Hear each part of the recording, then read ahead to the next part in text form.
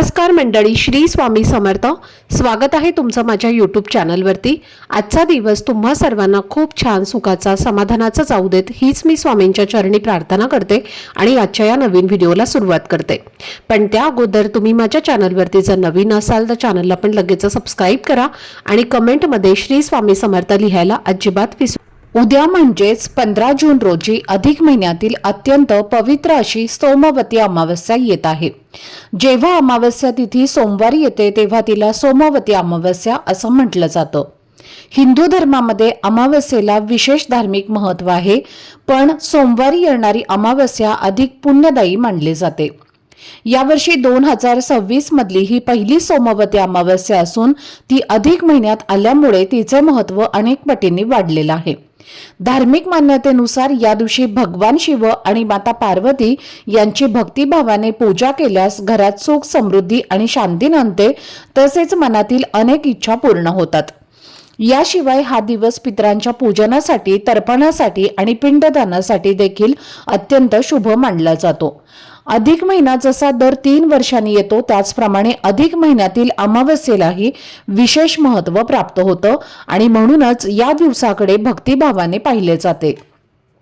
यंदा अमावस्या तिथीचा प्रारंभ 14 जून रोजी दुपारी 12:20 होणार असून तिची समाप्ती 15 जून रोजी सकाळी 8:24 होईल. उदय तिथीच्या नियमानुसार 15 जून रोजी सोमवती अमावस्या साजरी केली जाणार आहे आणि याच दिवशी उपवासही केला जाईल. मात्र अमावस्येचा प्रभाव दोन्ही दिवसांवर असल्यामुळे पितरांसाठी काही सेवा, उपाय, दानधर्म किंवा धार्मिक कार्य तुम्ही 14 आणि 15 जून या दोन्ही दिवशी करू शकता. या दिवशी अनेक विवाहित महिला आपल्या पतीच्या दीर्घायुष्यासाठी व्रत करतात आणि भगवान शिव तसेच माता पार्वतीची पूजा करतात. त्याचबरोबर पिंपळाच्या वृक्षाचे पूजन करण्यालाही विशेष महत्त्व दिलं जातं. शक्य असल्यास पिंपळाला 108 प्रदक्षिणा घालण्याची परंपरा आहे. जर ते शक्य नसेल तर आपल्या श्रद्धेनुसार तुम्ही कितीही प्रदक्षिणा घालून तुम्ही हे व्रत पूर्ण करू शकता. महत्त्व श्रद्धेचं असतं, संख्येचं नाही. असं मानलं जातं की अधिक महिन्यातील सोमवती अमावस्येला पवित्र नदीत आणि तीर्थक्षेत्री स्नान केल्यास अनेक जन्मातील पापांचं क्षालन होतं आणि पुण्याची प्राप्ती होते. त्यामुळे या दिवशी अनेक भक्त तीर्थक्षेत्रांना भेट देतात. मात्र प्रत्येकालाच तीर्थक्षेत्री जाणं शक्य नसतं, म्हणूनच शास्त्रांमध्ये घरच्या घरी काही सोपे उपाय सांगितले गेले आहेत. तर आजच्या या व्हिडिओमध्ये आपण असा एक खास आणि सोपा उपाय जाणून घेणार आहोत, ज्यामध्ये आंघोळीच्या पाण्यात एक विशिष्ट वस्तू टाकून स्नान केल्यास तीर्थक्षेत्रासारखे, स्नानासारखे पुण्य आपल्याला प्राप्त होतं. तसेच अधिक महिन्याचे शुभफळ मिळण्यास मदत होते, नकारात्मकता दूर होते आणि पितरांचा आशीर्वाद प्राप्त होतो अशी श्रद्धा आहे. तर ही वस्तू कोणती आहे, स्नान कोणत्या वेळेत करायचं आणि या उपायाचे धार्मिक महत्त्व काय आहे याबद्दलची संपूर्ण माहिती आजच्या व्हिडिओमध्ये मी तुमच्यासोबत शेअर करणार आहे. त्यामुळे व्हिडिओ हा स्किप न करता शेवटपर्यंत नक्की पहा, जेणेकरून तुमच्यापर्यंत योग्य ती माहिती पोहोचेल. आणि तुम्ही माझ्या चॅनलवरती जर नवीन असाल तर चॅनलला पण लगेच सबस्क्राईब करा आणि बेल आयकॉनला सुद्धा प्रेस करा, म्हणजे मी जेव्हा कधीही नवीन व्हिडिओज अपलोड करेन त्याचं नोटिफिकेशन सर्वात आधी तुम्हाला मिळेल आणि तुमचा एकही व्हिडिओ हा मिस होणार नाही. तसेच व्हिडिओला एक हाईप देखील द्या. तर आजच्या या व्हिडिओमध्ये मी तुम्हाला एक अतिशय सोपा पण श्रद्धेने केला जाणारा उपाय सांगणार आहे. हा उपाय सोमवती अमावस्येच्या दिवशी करायचा आहे. शक्य असल्यास पहाटे ब्रह्ममुहूर्तावरती उठून स्नान करावं, कारण धार्मिक मान्यतेनुसार हा काळ अत्यंत पवित्र मानला जातो. विशेषतः पहाटेची वेळ मन, शरीर आणि वातावरण या तिन्ही गोष्टींसाठी शांत आणि सकारात्मक मानली जाते. त्या वेळेमध्ये स्नान करून दिवसाची सुरुवात केल्यास मनाला प्रसन्नता आणि समाधान मिळते. पण प्रत्येकाला पहाटे उठणे किंवा ठराविक वेळेमध्ये स्नान करणं शक्य होईलच असं नाही, त्यामुळे काळजी करण्याची गरज नाही. जेव्हा तुम्ही स्नान कराल तेव्हा मी सांगणार असलेली एक साधी वस्तू आंघोळीच्या पाण्यामध्ये टाकून तुम्ही स्नान करू शकता. श्रद्धा आणि विश्वासाने केलेले कोणतेही कार्य अधिक फलदायी मानलं जातं, त्यामुळे वेळेपेक्षा तुमची भावना आणि भक्ती अधिक महत्त्वाची आहे. अधिक महिन्याला आपल्या धर्मामध्ये विशेष स्थान दिलं गेलं आहे. या संपूर्ण महिन्यात स्नान, दान, जप, पूजन आणि सेवा यांना विशेष महत्त्व असतं. अनेक भक्त पवित्र नद्या किंवा तीर्थक्षेत्रामध्ये जाऊन स्नान करतात. काही जण एकदा तरी, काही जण अनेक वेळेला तीर्थस्नान करण्याचा प्रयत्न करतात. मात्र प्रत्येकाला प्रवास करून तीर्थक्षेत्री जाणं शक्य होत नाही. अशा वेळी घरच्या घरी केलेले स्नान आणि पूजन देखील तितकंच महत्त्वाचं मानलं जातं. आपल्या जीवनात काही दिवस हे असे असतात ज्यांना विशेष आध्यात्मिक महत्त्व असतं आणि सोमवती अमावस्या हा त्यापैकीच एक दिवस मानला जातो. म्हणूनच या दिवशी केलेले स्नान, प्रार्थना आणि सकारात्मक संकल्प यांना विशेष महत्त्व दिलं जातं. घरातील लहानांपासून ते मोठ्यांपर्यंत प्रत्येकाने या दिवशी मनापासून प्रार्थना करून दिवसाची सुरुवात करावी. अनेकदा असं होतं की आपण खूप मेहनत करतो, प्रामाणिकपणाने प्रयत्न करतो, पण अपेक्षित फळ किंवा अपेक्षित यश आपल्याला मिळत नाही. काही वेळेला मनामध्ये निराशा निर्माण होते, कामांमध्ये अडथळे येतात किंवा वातावरणात एक प्रकारची नकारात्मकता जाणवते. अशा वेळी धार्मिक परंपरेनुसार काही साधे उपाय मनाला सकारात्मक ऊर्जा देण्याचं काम करतात. त्यामुळे श्रद्धेने केलेले हे स्नान मनातील नकारात्मक विचार दूर करून आत्मविश्वास वाढवण्यास मदत करते. प्रत्येक व्यक्तीची इच्छा असते की तिच्या जीवनात सुख, समृद्धी आणि आर्थिक स्थैर्य यावं, मेहनतीचं योग्य फळ मिळावं, घरामध्ये आनंद आणि भरभराट राहावी आणि कोणत्याही प्रकारच्या आर्थिक अडचणींना सामोरं जावे लागू नये. म्हणूनच या दिवशी केलेली प्रार्थना आणि सकारात्मक संकल्प अत्यंत महत्त्वाचे मानले जातात. जेव्हा मन शुद्ध आणि विचार सकारात्मक असतात तेव्हा जीवनातील अनेक गोष्टी अधिक स्पष्टपणे दिसू लागतात आणि पुढे जाण्याची प्रेरणा मिळते. तसेच आपल्या आयुष्यात काही लोक किंवा काही परिस्थिती अशा असतात ज्या आपल्या प्रगतीमध्ये अडथळे निर्माण करतात. काही वेळेला हे अडथळे बाहेरचे असतात, तर काही वेळेला आपल्या मनातील भीती, चिंता किंवा नकारात्मक विचारांच्या स्वरूपात असतात. त्यामुळे या दिवशी केलेले स्नान आणि प्रार्थना आपल्याला मानसिक बळ देतात, आत्मविश्वास वाढवतात आणि सकारात्मक मार्गाने पुढे जाण्याची प्रेरणा देतात. आपण रोज विविध ठिकाणी जातो, अनेक लोकांच्या संपर्कामध्ये येतो आणि वेगवेगळ्या वातावरणाचा अनुभव घेतो. तर या सगळ्याचा परिणाम आपल्या मनावर आणि आपल्या विचारांवरती होत असतो. त्यामुळे वेळोवेळी मन आणि शरीर दोन्ही सकारात्मक ऊर्जेने भरून घेणं आवश्यक असतं. अमावस्येच्या दिवशी केलेले स्नान हे केवळ शारीरिक स्वच्छतेसाठी नसून मानसिक आणि आध्यात्मिक शुद्धतेचेही प्रतीक मानलं जातं. म्हणून सोमवती अमावस्येच्या या दिवशी श्रद्धा, भक्ती आणि सकारात्मक भावनेने हा उपाय अवश्य करा.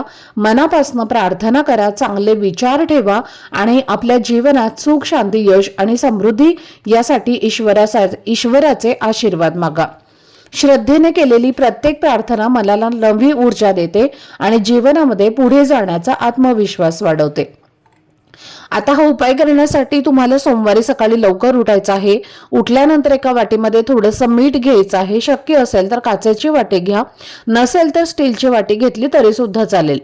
त्या वाटीमध्ये तुम्हाला एक चिमूटभर खडे मीठ घ्यायचं आहे किंवा बारीक मीठ घ्यायचं आहे आणि त्यानंतर ही वाटी आपल्या घरातील प्रत्येक व्यक्तीवरनं तुम्हाला डोक्यापासून ते खाली पायापर्यंत 7 वेळेला उतरवून घ्यायचं आहे.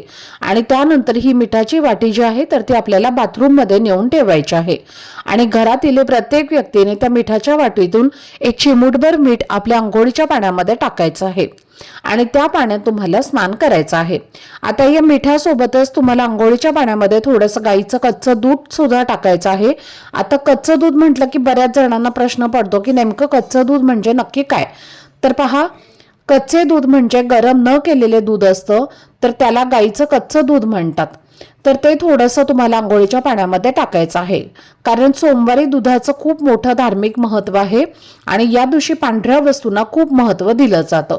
आणि जेव्हा आपण सोमवती अमावस्येला अंघोळीच्या पाण्यामध्ये दूध मिसळून अंघोळ करतो तेव्हा लक्ष्मीची कृपा जी आहे तर ती आपल्याला प्राप्त होते आणि सौभाग्य वाढतं. म्हणून थोडंसं गाईचं कच्चं दूध सुद्धा टाकायचं आहे आणि त्यासोबतच चिमूटभर काळे तीळ सुद्धा टाकायचं आहेत, कारण काळे तीळ हे पितरांचे प्रतीक मानले जातात. आणि या सोमवती अमावस्येच्या दिवशी आंघोळीच्या पाण्यात काळे तीळ टाकून स्नान केल्याने पितृदोष शांत होतो आणि नकारात्मक ऊर्जाही दूर होते. कारण काळे तीळ हे पितरांना अत्यंत प्रिय आहेत. म्हणून थोडेसे काळे तीळ हे सुद्धा तुम्हाला अंघोळीच्या पाण्यामध्ये टाकायचे आहेत. त्यानंतर सगळ्यात महत्त्वाची वस्तू म्हणजे गंगाजल.